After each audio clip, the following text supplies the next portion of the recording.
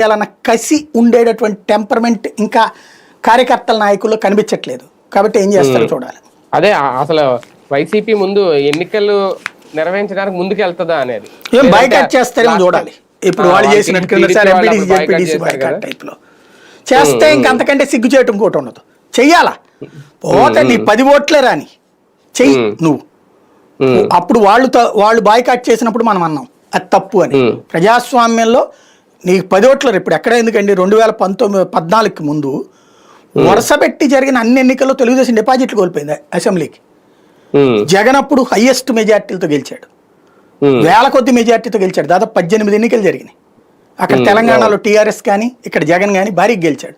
తెలుగుదేశం డిపాజిట్లు కోల్పోయింది.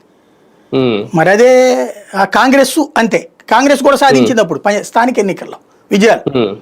అట్లాంటిది మెయిన్ ఎలక్షన్స్కి వచ్చాడు తెలుగుదేశం అధికారంలోకి వచ్చింది. ఎందుకని రన్నింగ్ లో ఉండాలి, పోటీలో ఉండాలి. పారిపోతే ఎట్లాగే, పారిపోకూడదు. అంటే లోకల్ బాడీ ఎన్నికలకి ప్రిపరేషన్ అవసరమా సార్ వైసీపీ అదే పార్టీలకి? లేదంటే అంటే పార్టీ సింబల్ మీద జరగవనుకోండి కానీ అవకాశం ఇవ్వకూడదని పంచాయతీ సర్పంచులు తప్పించి అన్ని పార్టీ సింబలే. అవునవును, ఎంపీటీసీలు జెడ్పీటీసీలు పార్టీ సింబలే, కార్పొరేటర్లు కౌన్సిలర్లు ఖచ్చితంగా పార్టీ సింబలే. అక్కడ లేదంటే అట్లాగే సర్పంచులు ఒక్కటి మాత్రమే ఇది ఉండదు అంతే, సర్పంచులు వార్డు మెంబర్లకు ఉండదు.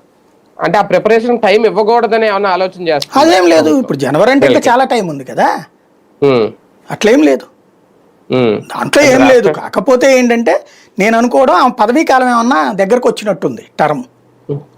ఇదివరకు అయితే 5 ఏళ్ళు కదా నిమ్మగడ్డ ఉన్నప్పుడు, తర్వాత వీళ్ళు 3 ఏళ్ళకి ఏమో చేశారు. చివరిలో వీళ్ళు దిగిపోయే ముందే తెచ్చిపోయారు ఆమెకి, టర్మ్ అయిపోతుందేమో అందుకని